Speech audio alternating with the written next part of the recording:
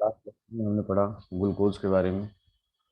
Glucose जिसको sugar भी कहते हैं, और ग्लूकोज का नेचर क्या है, crystalline solid, aldose hexose sweet in nature, और फ्री स्टेट में मिलता है, कंबाइंड स्टेट में मिलता है। फ्री स्टेट हमें ग्रेप्स और हनी के अंदर ठीक है। कंबाइंड स्टेट हमें किसके अंदर मिलती है, राइस के अंदर, पोटैटो, व्हीट, कॉटन वुड।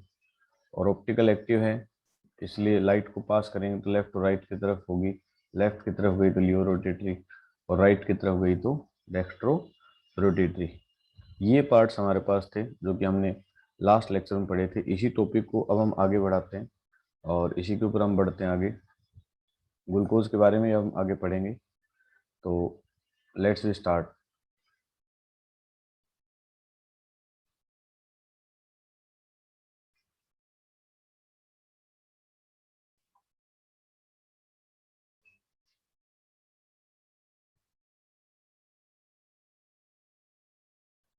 हमारे पास आगे आता है स्ट्रक्चर ऑफ ग्लूकोज।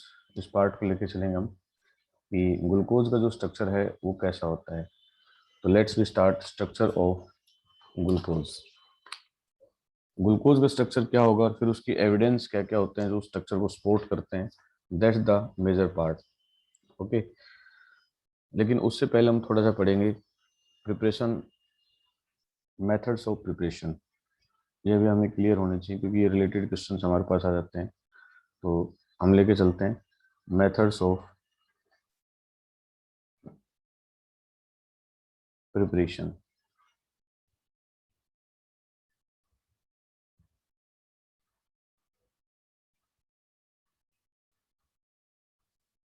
आखिर ग्लूकोज को प्रिपेयर करने के लिए कितने मेथड्स हैं जिनका हम इस्तेमाल करते हैं।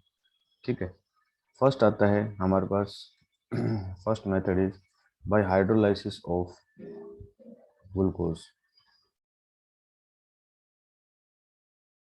Hydrolysis of sucrose.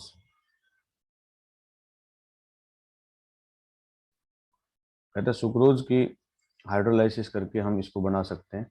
तो हमारे पास एक ये पार्ट होता है bye hydrolysis of sucrose. Sucrose का हाइड्रोलाइसिस कैसे करेंगे, ये देखो सुक्रोज का फॉर्मूला होता है ये C12H22O11, that is called sucrose. ठीक है, और इसके अगर हम हाइड्रोलाइसिस कर दें, हाइड्रोलाइसिस मीन्स इसके अंदर हम क्या ऐड कर दें, वाटर मॉलिक्यूल्स ऐड कर दें, तो हमारे पास, लेकिन ये रिएक्शन होती है डाइल्यूट HCl के प्रेजेंस में। ठीक है, तो हमारे पास क्या बनेगा, C6H12O6 प्लस C6H12O6। एक मोलिक्यूल क्या बनाएगा, ग्लूकोज, और दूसरा मोलिक्यूल क्या बनाएगा इसके अंदर, फ्रक्टोज। क्लियर। तो देखो हाइड्रोलाइसिस से हम ग्लूकोज बना सकते हैं।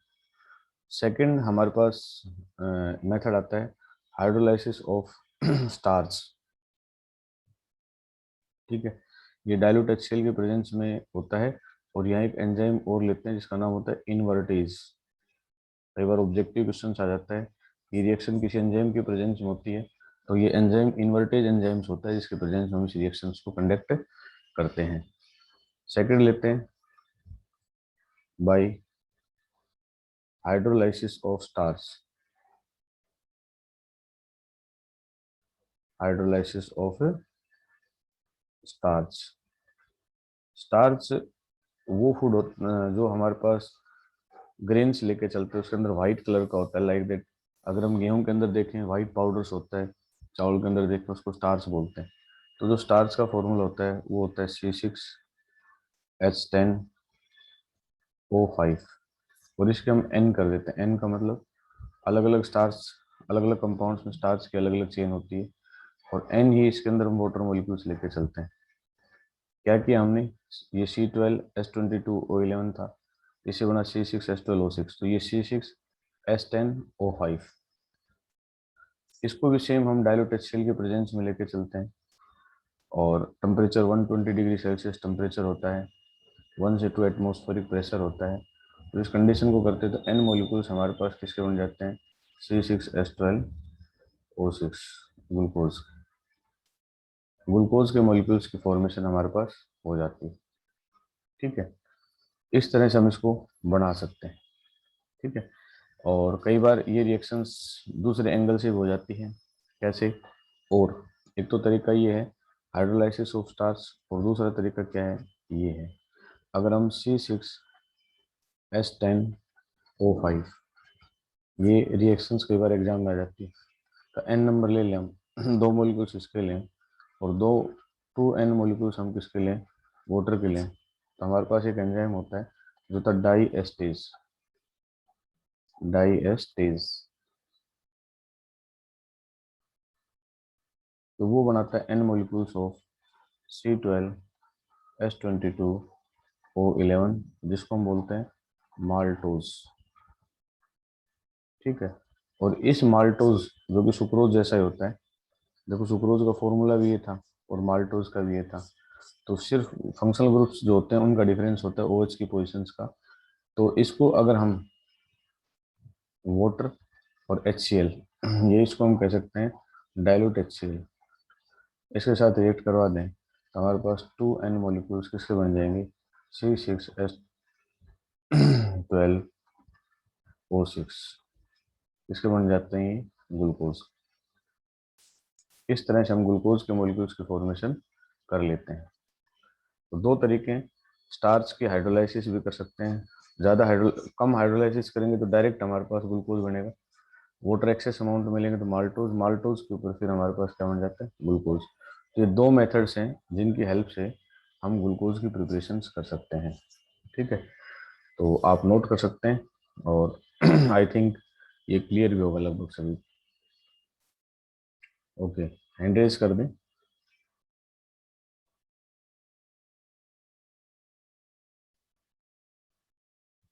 ओके, लेट्स स्टार्ट, आगे बढ़ते हैं हम। अब आता है evidence in support of open chain structure या स्ट्रक्चर ऑफ ग्लूकोज लेके चलते हैं। अगला पॉइंट हमारे पास होता है स्ट्रक्चर ऑफ ग्लूकोज।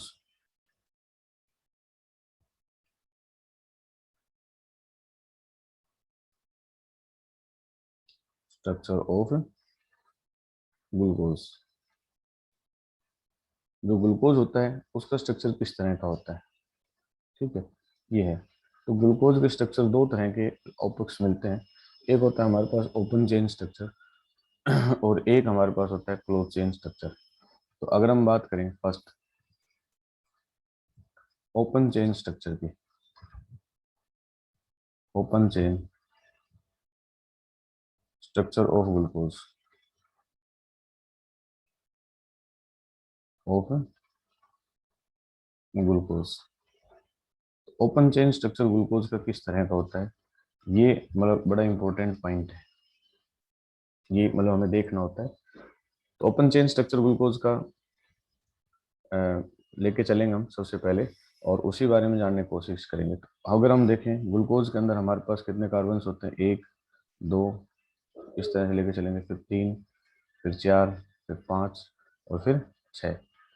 इसके अंदर एक अल्डिहाइड ग्रुप होता है और उसके बाद देखो पिछले लास्ट लेक्चर में भी हमने क्या था कि ओ एच की पोजिशंस जो डिसाइड करती है, ओ एच, एच, एच, यहाँ जो ओ एच की पोजिशन है वो इसके रिस्पेक्ट में चलती है, ये इस पार्ट के रिस्पेक्ट में, तो ये डी ग्लूकोज हो जाता है। क्लियर है? तो ये पोजिशंस जो है ये राइट हैंड से स्टार्ट करेंगे, फिर हम ओ एच, एच, क्लियर है, फिर इधर होगा ओ एच, फिर होगा एच, फिर होगा O H,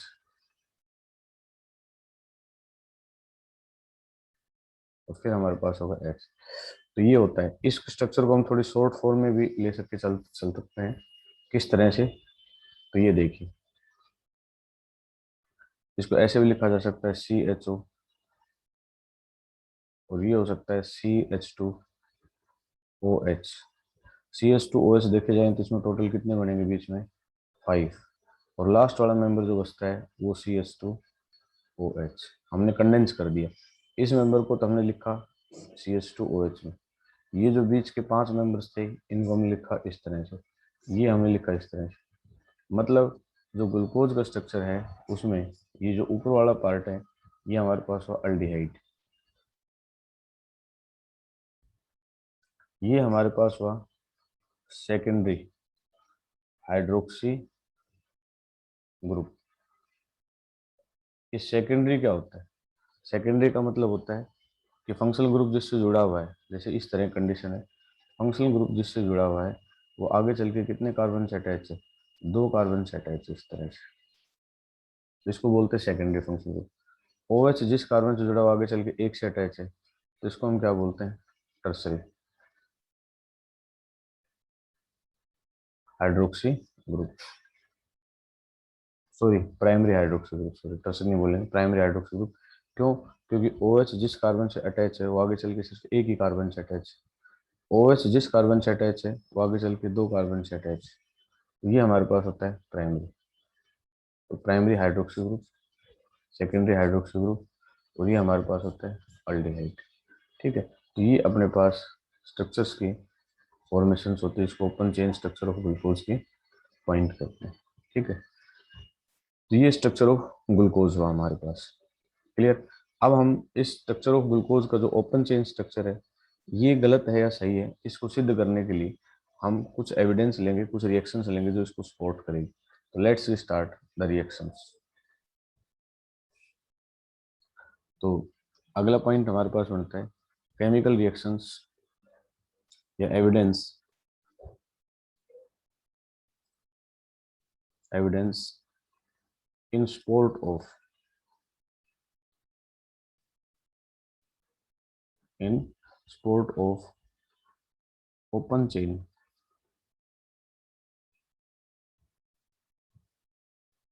open chain structure of glucose.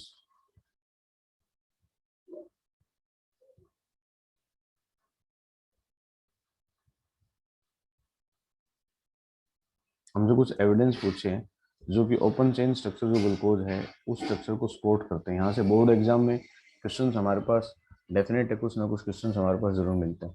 तो अगर हम स्ट्रक्चर हमारे पास ये है, इसको हम सेंटर में रखें, CHO, ये हमारे पास होता है CHOH, और लास्ट हमारे पास बनता है CH2OH। ये अपने पास टोटल कितने बने? 5 की फॉर्मेशन होती है, तो ये हमने 5 ली। अब इस स्ट्रक्चर को अगर हम सपोर्ट करते हैं और आगे बढ़ते हैं, देखो क्या क्या होगा। सबसे पहले अगर हम इस स्ट्रक्चर के अंदर देखें तो हमारे पास एक रिएक्शंस करते हैं। यहाँ सबसे पहले कौन सी रिएक्शंस होती है? एक प्रोसेस होता है दैट इज कॉल्ड रिडक्शन। और जो रिडक्शन होता है वो रेड फॉस्फोरस और HI की प्रेजेंस में होता है। ठीक है, और टेम्परेचर लगभग 100 डिग्री सेल्सियस टेम्परेचर लेते हैं। तो देखते हैं जब हम इसका रिडक्शन करते हैं तो हमारे पास मिलता है CH3, CH2 की 5 and CH3, that is called N-हेक्सेन।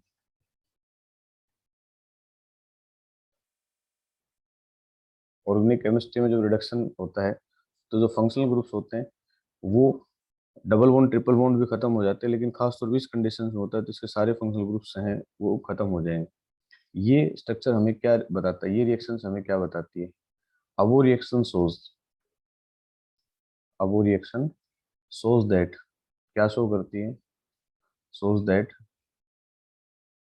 6 carbon, carbon arrange in a straight chain, in a straight chain. ये रिएक्शंस हमें ये शो करती है जो 6 कार्बन है वो सीधे सीधे लाइन के अंदर लगे हुए हैं, तो इसका मतलब जो हमने स्ट्रक्चर ड्रा किया है वो सही है।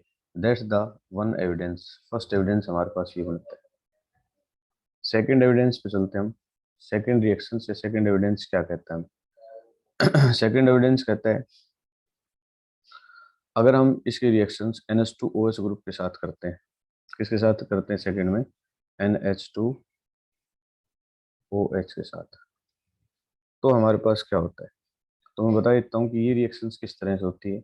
ये रिएक्शंस हमेशा कार्बोनिल कंपाउंड के साथ होती है, और इस रिएक्शंस में क्या होता है? ये कार्बोनिल कंपाउंड है, और हमारे पास अगर NH2OH ग्रुप के साथ करेंगे तो ये रिएक्शंस कुछ ऐसे होगी।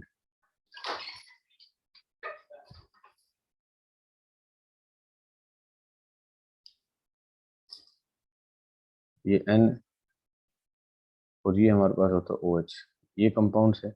इसके साथ ओवरऑल जब हम रिएक्शन करेंगे तो इसका सीधा ये ऑर्गेनिक का पार्ट है। वैसे ये जो ग्रुप है ये हमेशा इस ग्रुप के साथ रिएक्शन करेगा, मतलब कार्बोनिल ग्रुप के साथ करेगा। तो जब कार्बोनिल ग्रुप के साथ रिएक्शन करेगा तो हमारे पास किस तरह के प्रोडक्ट की फॉर्मेशन करेगा, ये देखें। CH डबल बॉन्ड N और OH, अल्डिहाइड कीटोन कार्बोक्सिलिक में आती रिएक्शन, और CHOH की और CH2OH H2O इस प्रोडक्ट की फॉर्मेशन करता है। ठीक है। अगर हम इसी के HCN के साथ रिएक्शन करेंगे, सब एडिशन रिएक्शंस हैं, इसके साथ करेंगे तो ये रिजल्ट आएगा। और यही रिएक्शंस अगर हम इसी के पार्ट और लें और HCN के साथ रिएक्शन कर दें तो वहाँ भी एडिशन रिएक्शन हो जाएगी और हमारे पास बनेगा CCNOH H, और अगला प्रोडक्ट हमारे पास बनेगा CHOH की और CH2OH। कैसे हुई ये रिएक्शन? ये रिएक्शन ऐसे हुई है, C डबल बॉन्ड O और हमने लिया HCN। ये सिर्फ इस ग्रुप के साथ रिएक्शन कर रहे हैं, तो ये नेगेटिव पार्ट, ये कैसा पार्ट है? पॉजिटिव। ये नेगेटिव, ये पार्ट कैसा है? पॉजिटिव। तो पॉजिटिव के साथ ये नेगेटिव और ये, तो अगला जो प्रोडक्ट इन्होंने बनाया वो बनाया COH और साइनाइड यहाँ अटैच हो ही गया। तो इस तरह से इसने रिएक्शंस की फॉर्मेशन की। क्लियर है? तो इस कंपाउंड के अंदर रिएक्शंस ऐसे होगी। तो ये दोनों के दोनों रिएक्शन क्या शो करती हैं? ये शो करती हैं कि प्रेजेंस ऑफ कार्बोनाइल ग्रुप्स। क्या शो करती है रिएक्शंस? प्रेजेंस ऑफ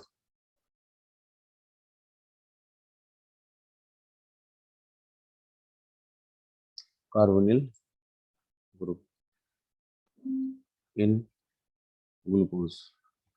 जो ग्लूकोज है उसके अंदर कौन सा ग्रुप प्रेजेंट है? कार्बोनिल ग्रुप प्रेजेंट है। ठीक है। उसके बाद आगे रिएक्शंस हम और करते हैं। नेक्स्ट, अगर हम रिएक्शन से लेके चलें जो सपोर्ट करती है इस रिएक्शंस को, तो अब हमने किसके साथ रिएक्शन की? ब्रोमीन के साथ रिएक्शन की in presence of water. Evidence number 2 और एविडेंस नंबर 3। जब ब्रोमीन के साथ रिएक्शन करते हैं तो हमारे पास ये रिजल्ट आता है, COH और CHOH की 5 और CH2OH। इसको क्या बोलते हैं हम? Gluconic acid. मतलब यहाँ कौन सा प्रोसेस हुआ? ऑक्सीडेशन। और किसका ऑक्सीडेशन हुआ? जो अल्डिहाइड ग्रुप है CHO, उसको अगर हम ऑक्सीडाइज कर दें तो हमें पता है उसका एंड प्रोडक्ट क्या बनता है? कार्बोक्सिलिक। तो यहाँ जो अल्डिहाइड ग्रुप था वो किसमें बदल गया? कार्बोक्सिलिक के अंदर। तो ये हुआ। तो इससे क्या क्लियर होता है? इससे ये क्लियर हो जाता है इस रिएक्शन से कि प्रेजेंस ऑफ CHO ग्रुप, ठीक है, CHO ग्रुप प्रेजेंट होता है इसके अंदर। यहाँ तक मेरे ख्याल से क्लियर हो गया, वो कोई डाउट नहीं होगा। ठीक है। अगले पॉइंट के ऊपर लेके चलते हैं। अगर हम इसी रिएक्शंस के अंदर ये एविडेंस सेटअप करते हैं, क्या लेते के चलते हैं हम, कि अगर हम इसको एस्टिक अनाइडाइड के साथ रिएक्ट करवाते हैं, 5 ग्रुप लेके चलते हैं, या PCl5 के साथ किसी के साथ रिएक्शन कर लो। अगला एविडेंस ये है हमारे पास, PCl5 के साथ रिएक्ट किया हमने, तो PCl5 के साथ रिएक्ट करेंगे तो हमें पता है कि ये OH ग्रुप के साथ रिएक्शन होगी। PCl5 के अल्कोहल के साथ रिएक्शन होती है, और हमने हेलोल्केन और हेलोरिन्स में इस पॉइंट को पढ़ा है। तो हमारे पास ये आता है CHO, जो रिजल्ट आएगा वो आएगा CHO, और ये हमारे पास CH है। यहाँ अपने पास क्या आएगा? 5 जो अपने पास मेंबर्स हैं क्लोरीन के, सॉरी 5 और 1 6 हो जाती है, 4 रहेंगे भी, आप लोगों ने ध्यान नहीं दिया, और रहेंगे यहाँ। तो जैसे ही आ जाएगा तो CHO और ये Cl4 हो जाएंगे। तो 5 में से 4 तो यहाँ चले गए, और अगला जो मेंबर बच गया वो इस तरह से रिजल्ट आ जाता है। सेकेंडरी के साथ रिएक्शन होती है, तो इससे क्या सिद्ध होता है कि इसके साथ ये सिद्ध होता है, कितने बचे? एक एक नीचे भी तो है, तो इसका मतलब 5 हो जाएंगे इसके अंदर भी। तो यहाँ भी Cl आ जाएगा। इससे क्या सिद्ध होता है कि क्योंकि PCl5 में PCl OH ग्रुप से रिएक्ट करता है, तो टोटल 5 से रिएक्ट किया, तो इस रिएक्शन से सिद्ध होता है कि प्रेजेंस ऑफ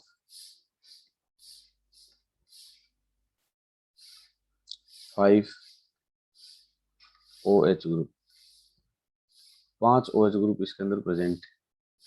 ठीक है, ये इससे भी रिएक्ट कर सकते हैं तो भी रिजल्ट आएगा। और एक एस्टिक अनहाइड्राइड होता है हमारे पास, ये CH3 CO की ट्वाइस O, इससे भी रिएक्ट करेंगे तो भी यहीं जाके अटैच होता है। तो इन दोनों रिएक्शन से सिद्ध होता है कि इसके अंदर प्रेजेंट होता है।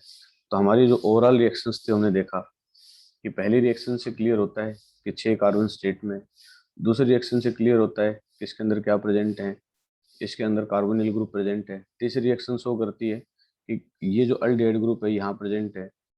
अगली रिएक्शन शो करती है कि हमारे पास 5 हाइड्रोक्सी ग्रुप प्रेजेंट है। और एक रिएक्शन और है, वो है नाइट्रिक एसिड के साथ। वो रिएक्शन शो क्या करेगी, ये देखो। अगर हम यहाँ एविडेंस नंबर 5 लेके चलें, एविडेंस नंबर 5 क्या कहता है, कंसंट्रेटेड नाइट्रिक एसिड HNO3, उसके साथ जैसे हम रिएक्शन करेंगे तो ऊपर वाला का ऑक्सीडेशन हो जाएगा, बीच वाले ग्रुप एज इट इज रहेंगे, उसमें कोई फर्क नहीं पड़ेगा। और जो लास्ट ग्रुप है वो भी ऑक्सीडाइज हो जाएगा। कहता है फर्स्ट और लास्ट दोनों को ऑक्सीडेशन हो जाता है। तो इसके अंदर जो ऑक्सीडेशन होकर दोनों टर्मिनल पे बनता है, तो ये जो एसिड बनती है ये कहलाते हैं हमारे पास सैक्रिक एसिड। इस रिएक्शन से क्या सिद्ध होता है कि ये रिएक्शन शो करती है कि it show CHO at one terminal, एक टर्मिनल पे तो क्या है CHO है, and OH at other terminal, जो दूसरा टर्मिनल है उसके ऊपर क्या मौजूद है, OH ग्रुप मौजूद है।